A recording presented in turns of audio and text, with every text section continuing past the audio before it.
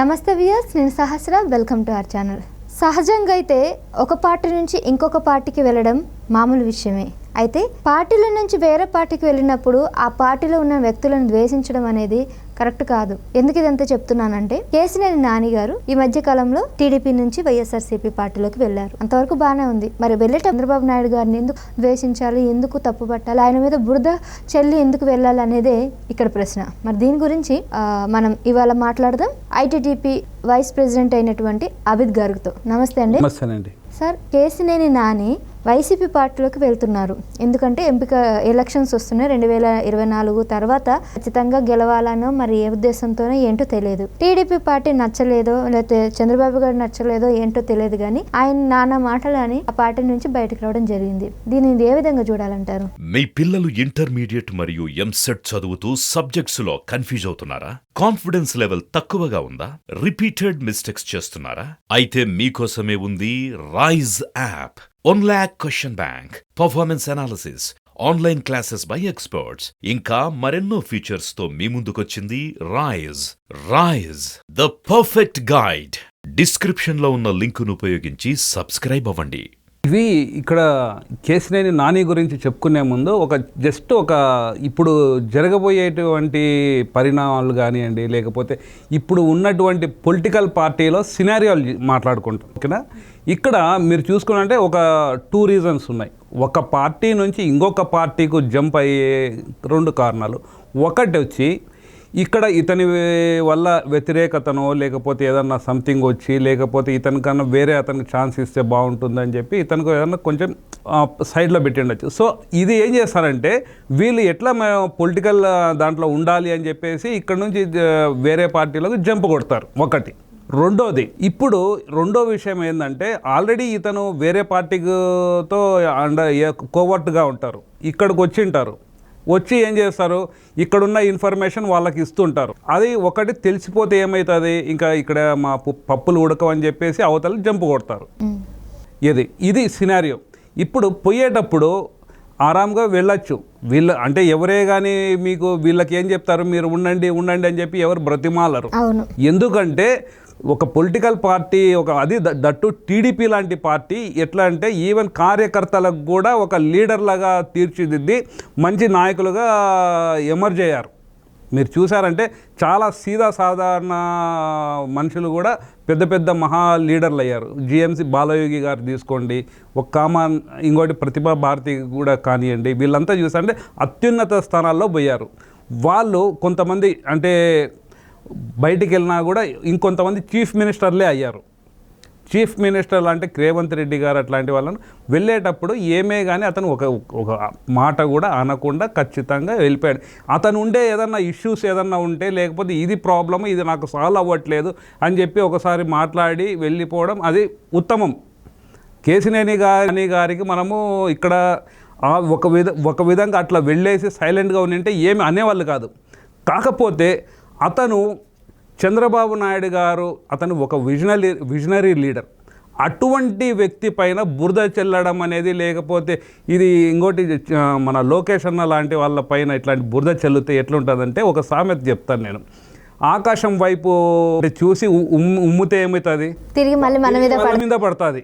అది గ్రహించగా, అంటే బహుశా ఈ నానిగారు బాగా ఎత్తు అంతా బాగా పెరిగి లావు అంతా బాగా పెరిగాను, కానీ కాకపోతే వీళ్ళ బుర్ర పాత్రం పనిచేయలేదు. అంటే ఏదో సంథింగ్ అది లోపం ఉందనుకోవాలంతే. ఒకటి. రెండో విషయం ఏంటంటే, అతను ఏం చేశాడు అంటే, టీడీపీ పార్టీ చంద్రబాబు నాయుడు గారి పైన ఏం చేశాడు, అతను ఏమి చేయలేడు, అసమర్థుడు అన్నారు.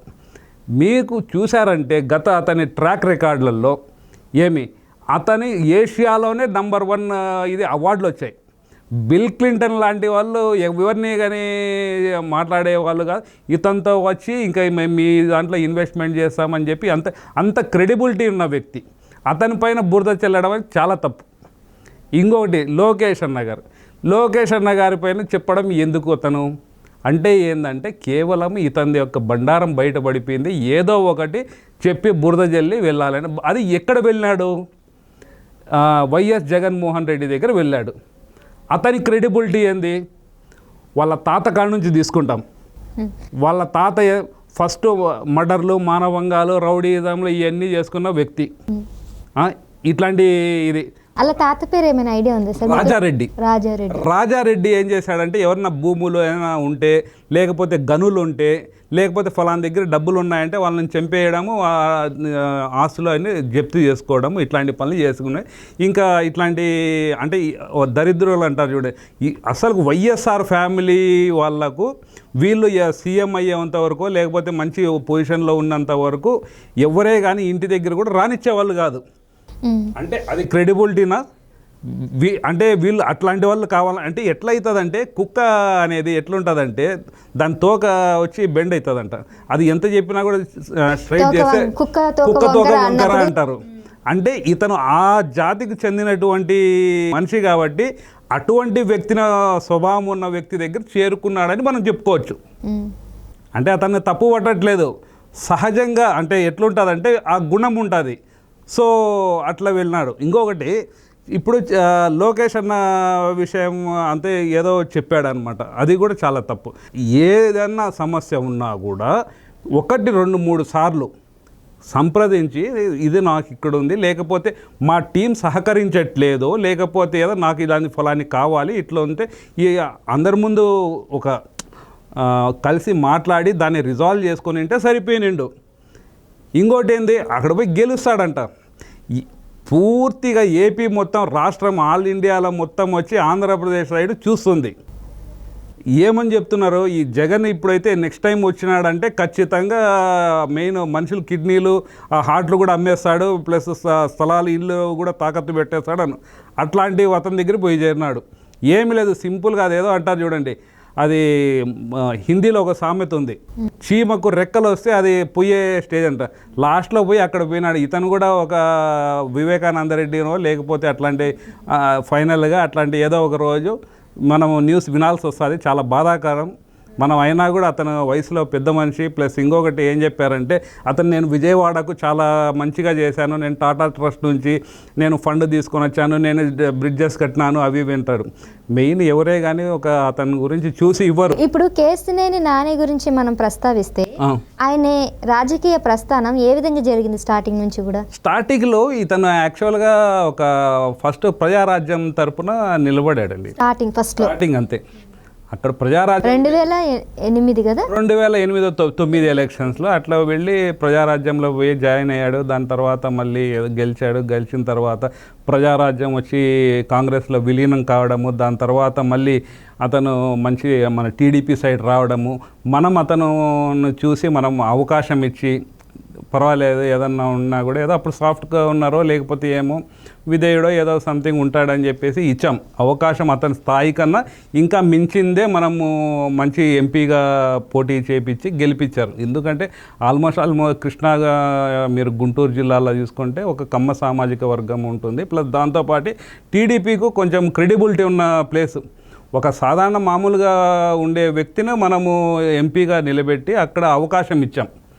అక్కడ క్రమంగా అతను పెరిగాడు, అంటే హైట్ రీచ్ అయ్యాడు. కాకపోతే అక్కడ ఏమైందంటే ఒక ఇట్లే అయ్యే కొద్ది ఏమవుతుందంటే ఒక నియంత అంటే సంథింగ్ అట్లాంటి ప్రౌడ్ ఫీల్ అవ్వడము, నేనే అహం అనడము, ఈగోయిస్టిక్ అట్లాంటివి డెవలప్ కావడము, నేనే పెద్ద, నేనే రాజు, నేనే మంత్రి అనేది, నాకన్నా ఎవరు లేరు, నా మాటే శాసనం, నేనే వినా. ఏమవుతుంది క్రమంగా దేవుడు కూడా ఏం చేస్తారంటే, ఓహో ఇట్లున్నావా నువ్వు అని చెప్పి అతని ద్వారా తప్పులు చేయనిస్తాడు. అలాంటిదే తప్పు దేవుడు వచ్చి చేపించాడు అతనితో. ఎందుకంటే చంద్రబాబు నాయుడు గారిపైన తిట్టడము, లోకేష్ అన్న గారిపైన తిట్టినాడంటే ఏంది, ఇతని సమాధి ఇతనే తోక్కున్నట్టే అంటుంది. అంటే టీడీపీలో ఈయనకి అనుకూలంగా లేకపోవడమా, అంటే ఈయన ఆశించిన టికెట్ ఇవ్వకపోవడమా ఇదంతా జరిగిందంటే? లేదండి, అతనుకు కృష్ణా గోదావరి గుంటూరు జిల్లాల్లో అతను ఏం కావాలన్నా కూడా పార్టీ ఓకే అని చెప్పారు. కాకపోతే ఇతను చేసిన ఈ తప్పిదం ఏంటంటే, అతను ఒక నేనే నియంత పాలన, నేనే ఇంకా ఇక్కడంతా ఏలాలి, నేనే శాసించాలని చెప్పి ఆ విధంగా వెళ్ళిపోయాడు. ఆ విధంగా పాపం అతను కూడా ఏదో నార్మల్గానే ఉన్నాడు. కాకపోతే ఇవన్నీ మైండ్లో ఇన్ఫ్యూజ్ చేసేది వైఎస్ఆర్సీపీ అంటే విష బీజాలు నాటుతారు వాళ్ళు. సో దానికి అతను ఏదో అట్రాక్ట్ అయిపోయి ఏదో దానికి ఇదైపోయాడు అంతే. దాసోహం అంటారు చూడండి, ఆ విధంగా అయిపోయి ఇతనికి ఏం చేస్తున్నాడని ఇతనే అర్థం చేసుకోలేక లాస్ట్లో తీరా వచ్చి చూసేళ్ళకి అరే ఎంత డ్యామేజ్ జరిగిపోయిందని చెప్పేసి ఇప్పుడు తెలుసుకున్నా కూడా ఇంకా చేసేది ఏం లేదు. ఖచ్చితంగా జనాలే ఓడిస్తారు అక్కడ. నువ్వు ఎవరి మీద చెప్తున్నావు రవి అని చెప్పేసి వాళ్ళు కూడా పోయి ఎవరి దగ్గర ఏమైనా వచ్చి ఏదైనా చిన్న ఇండిపెండెంట్గా నిలబెట్టినా కూడా ఏదో ఒకటి అతను ఇది మానం కాపాడుకునే వ్యక్తిలాగా అయ్యిండొచ్చు. పోయి ఎవరి దగ్గర పోయినాడు దొంగలు దోపిడీ వాళ్ళు అట్లాంటివి ఫైనాన్షియల్ టెర్రరిస్టు ప్లస్ ఇంకో ఇట్లాంటి వాళ్ళతో పోయి పెద్ద గజ దొంగ దగ్గర పోయి అతని దగ్గర పోయి చేయడం అనేది అంటే ఇతను కూడా అలాగా నేర్చుకోవాలనుకున్నాడో లేకపోతే ఏమో మాకు అర్థం కావడం లేదు. కానీ కాకపోతే అది చేయడం చాలా తప్పు. నేను ఇంకోటి ఫైనల్గా చెప్పేది ఏంటంటే కేసీఆర్ నువ్వు వచ్చి ఎంతవరకన్నా నువ్వు ఉండిండొచ్చు, నువ్వు తోపు తుడుమని చెప్పి సంథింగ్ అనుకోవద్దు, ఫీల్ అవ్వమాక. ఖచ్చితంగా నీకు జనాలు బుద్ధి చెప్తారు. ఇంకొకసారి కన్నా లోకేష్ గారి గురించి కానీ చంద్రబాబు నాయుడు గారి గురించి చేస్తే నీకు ఖచ్చితంగా గుణపాఠం చెప్తాము. ఏమి కడపలు ఖచ్చితంగా నీకు అక్కడ ఇట్లా ఉండదు, జాగ్రత్త అని చెప్తున్నాం. సో ఇదండి, వెళ్తే వెళ్ళారు కానీ లోకేష్ గారు కానీ చంద్రబాబు నాయుడు గురించి కానీ తప్పుగా మాట్లాడితే మాత్రం ఒక కడప వాసిగా నేనైతే అసలు ఊరుకోము, దానికి తగ్గ గుణపాఠం అయితే చెప్తామని చెప్పేసి అభిద్ గారు అయితే చెప్తున్నారు. Thank you sir.